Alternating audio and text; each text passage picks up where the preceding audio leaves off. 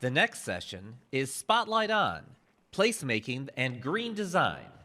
Joining Rhonda Walker on stage, please welcome the Vice President of the Rocket Community Fund and Executive Director of the Gilbert Family Foundation, Laura Grannemann. Hi, Laura. And the Director of the Parks and Trails Initiative at the Ralph C. Wilson Jr. Foundation, JJ Tighe. Great to see you as well. Well, your companies have been very busy making some massive investments into the city of Detroit, and particularly green spaces and the parks. And I think it needs to be said, I mean, $500 million with the Gilbert Foundation, $100 million with Ralph C. Wilson Foundation, and these are for the city, for the experience of the city. And JJ, I'll start with you. Take us through how this money is being spent and why. Absolutely. Well, first, just thank you to the Gilbert family and the truly inspirational commitment to the city of Detroit and all the work that Laura and her team is doing across the city. For the Wilson Foundation, it really started with a commitment to celebrate Mr. Wilson's 100th birthday. We made this $100 million commitment in Southeast Michigan, and then paired it with another $100 million commitment in Western New York. And all said and done, it'll be more than that. It'll be close to $300 million in these public spaces. And we're just really excited about the impact it can have in the two communities that he loved, right? He lived in Southeast Michigan, but is home of his beloved Buffalo Bills in Western New York. For us, this is all about impacting community, or quality of life. Having the opportunity to connect people, connect communities, and bring people together in these spaces, and really give folks in the community an opportunity for recreation, opportunities to improve health, opportunities to transform our landscape, to improve the landscape and make it more resilient in the face of climate change, and have opportunities, frankly, to have economic development around these spaces. So we're just really excited about being able to have a small impact with our partners in Southeast Michigan, and look forward to seeing these projects actually go from just funding and community engagement to actually bringing them to reality and seeing folks enjoy them.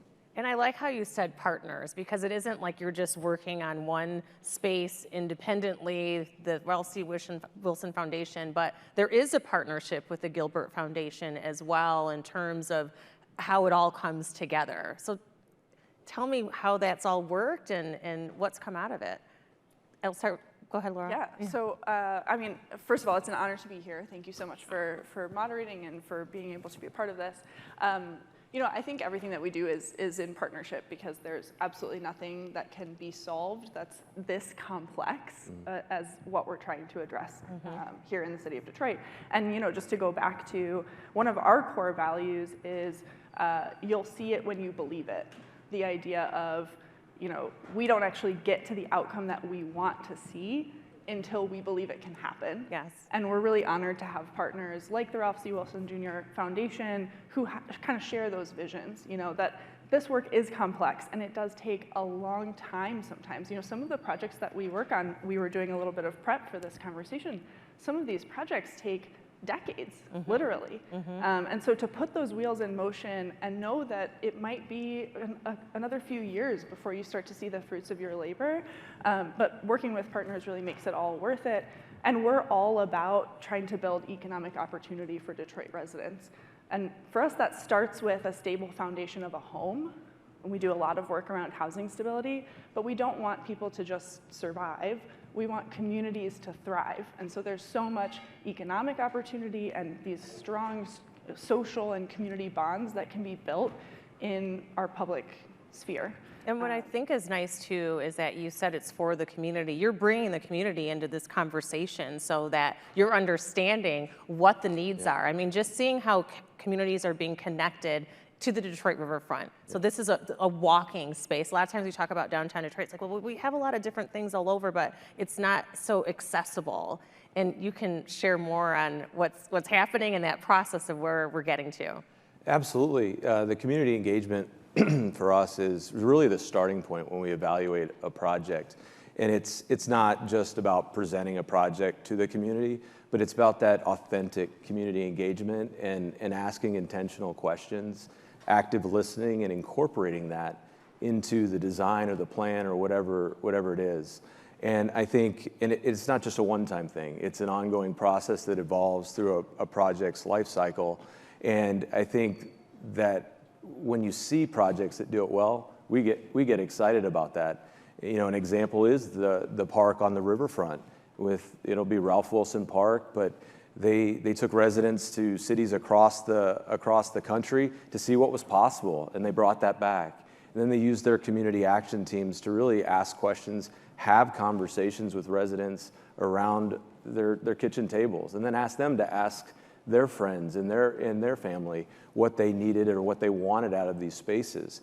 And I think another example is the Joe Louis Greenway. We made an initial investment, and to your point about how long it takes to do it well, we made an initial investment in 2017 of $2 million for the framework and community engagement. We're sitting here in 2023, and they just finished the first segment, right? The Warren Gateway on the west side. Mm-hmm. And the city's leadership on that community engagement and listening has been inspirational. And it was validation to see all the residents and the outpouring and the family of Joe Louis out there, being part of that ribbon cutting. And I think when we see it done well, and like projects like the Joe Louis Greenway, I don't think it will be the last substantial investment we make in projects like that. And what is the Greenway going to look like when it's said and done, and how far away are we from that? Well, it's an evolving plan. It's over many years. Mm-hmm. So the first segment is done now, and it's going to be a 27-mile loop that connects both sides of the Detroit riverfront. It's really taken leadership from all segments of our community, our residents, to participate in these community engagement conversations. Absolutely nonprofits all across the city. The city and the county and our city council have had a lot of leadership in this because they've really seen the vision to put this kind of resource behind this incredible connectivity, and of course philanthropy and the public sector and private sector as well. So we're really, really excited about the Joe Louis Greenway. And one thing that I would say is we've learned a lot about activating public spaces. We've invested a lot in downtown Detroit for many, many years. Mm-hmm. $30 million just over the last 8 years. So we've got a lot of expertise in activating spaces. One of the great things about the Joe Louis Greenway, though, is that it's all about connectivity. Mm-hmm. And it's great to have one activated public space, but to be able to bring some of these connection points that help people access economic opportunity through jobs, that access community engagement, that just access recreation and public space, right? All of those things really come together in our public sphere. And when we can create loops like the Joe Louis Greenway, it's really transformational. So, JJ, I know between the both of you, there's some travel that's happening all across the country, maybe even the world, to see how you utilize your city space and make it state of the art. So when you're going around to all these different spaces and you're creating this plan of what this Greenway is going to look like, can you give us perspective? I mean, are we looking at this is going to be the most awesome, riverfront loop experience that you're going to see, across cities across the country? I think it goes back to the community engagement. You go out and you see what's possible, but then you bring it back and you got to make it your own. What fits in the city of Detroit? Mm-hmm. And I think that's what is most important. It's going to be what the community wants in that space. Mm-hmm. And that's what's most important. We can bring best practices back, but sometimes it's not a fit, but you're going to find what's right. I would say that, and I just want to go back to the partnership element, because I think that's a best practice that will be able to be exported when we look at the Joe Louis Greenway. When you look at the layers of partnership that is happening from the leadership of the city, with Mayor Duggan's leadership, with Megan and Brad and Dara on that team, the county leadership with the county executive and Warren Evans and Khalil on that team, the state being involved, bringing in tens of millions of dollars to make this bold community vision a reality. and then the partnership of the foundations like the Gilbert Family Foundation, the Davidson Foundation, Kresge, Hudson Weber, all seeing how they can be part of it. And also the corporate community. You see the corporate community at the table from the very beginning, asking hard questions to make sure we're thinking about this the right way and making it the best it can be. And it's truly inspirational. I think that's a best practice that needs to be exported. I think you're putting all these puzzle pieces together, and it's just becoming this beautiful work of art that we're seeing in the city with all the different entities working together. We've watched the Gilbert Family Foundation, the family of companies. It's been so transformational here, and not just downtown Detroit, but you alluded to the fact that this is spreading out into the communities. Do you want to share some of the projects you're working on?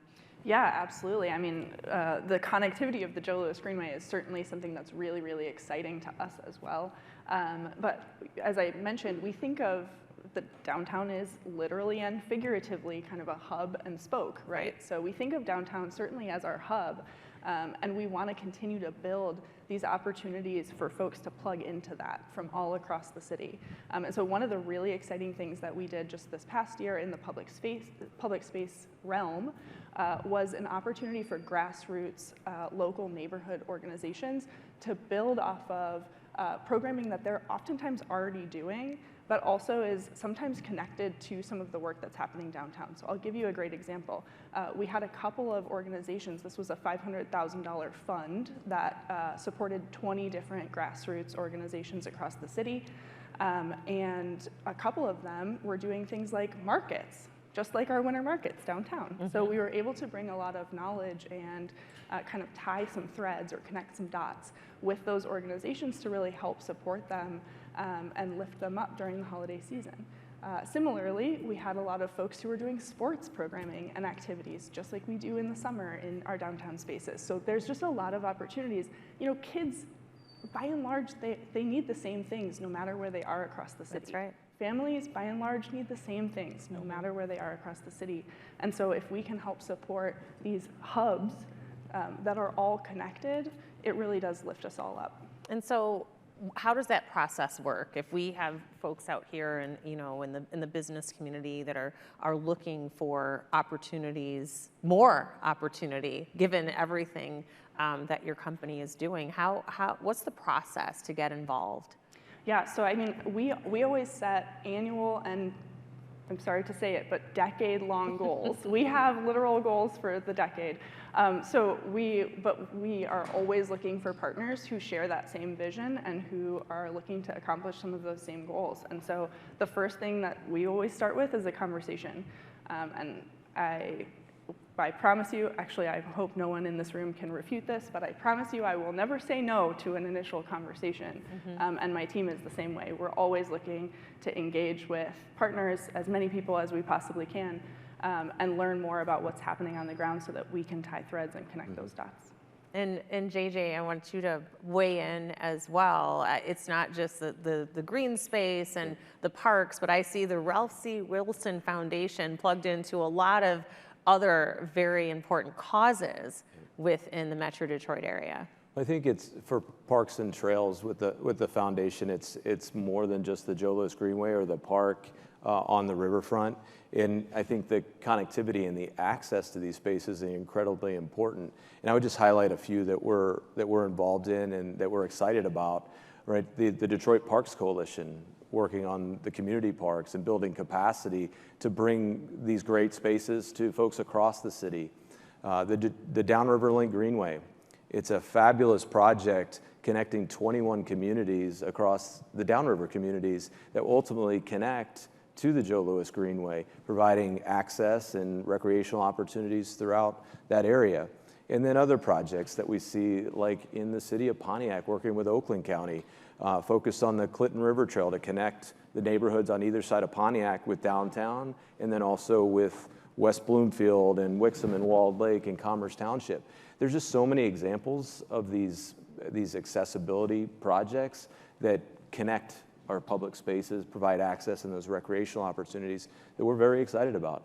And I think we are involved with things that are beyond just parks and trails, with the cultural institutions in a significant investment last year, and we're excited about those just the same.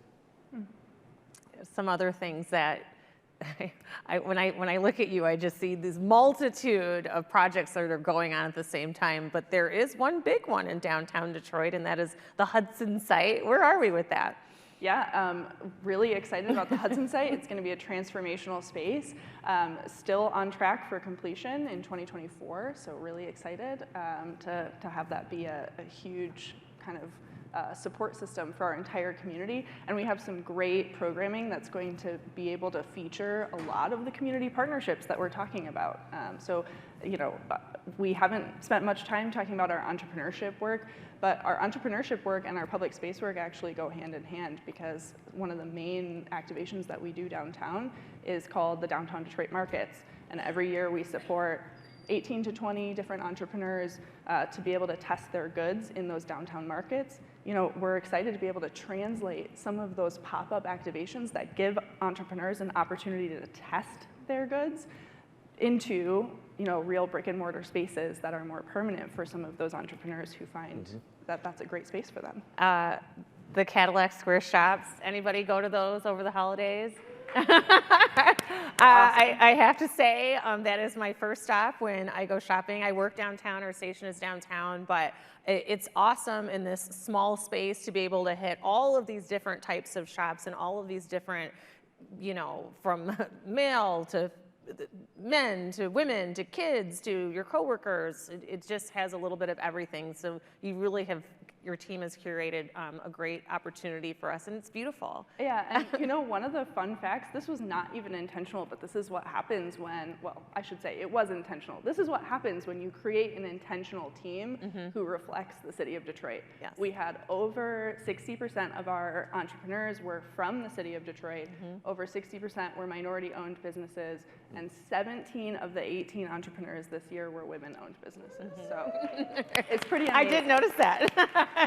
Yeah. Each one I kind of, well, where are you? And you know, so that's great that that's intentional. Yeah. It's important. I mean, that's Yeah. one of the things that, you know, as there's so much focus on downtown and building downtown, and we need to have that great hub, but the community, as we've been talking here, needs to have a piece, a spoke in that hub. And you can jump in anytime you want, JJ. Well, I think the one thing I would highlight, we're talking about the community engagement and those processes and all these great projects. The piece that that's really important to us as well is, you know, the sustainability aspect.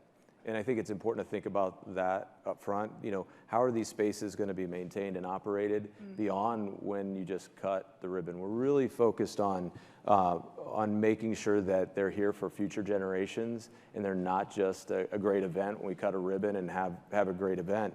And we've committed a full 20% of our commitment for those spaces in endowments to make sure that they do have a fighting chance to be that way. And I think the partnerships we're working with the different foundations as well as the city and other public entities to make sure that we can really take care of those spaces. And this also has an impact on jobs and opportunity, career opportunities, and having, especially as we're talking about Detroiters, the Detroit community, having access to those opportunities. And a lot of times there's some training involved. Are you investing in that as well, both of you, your companies?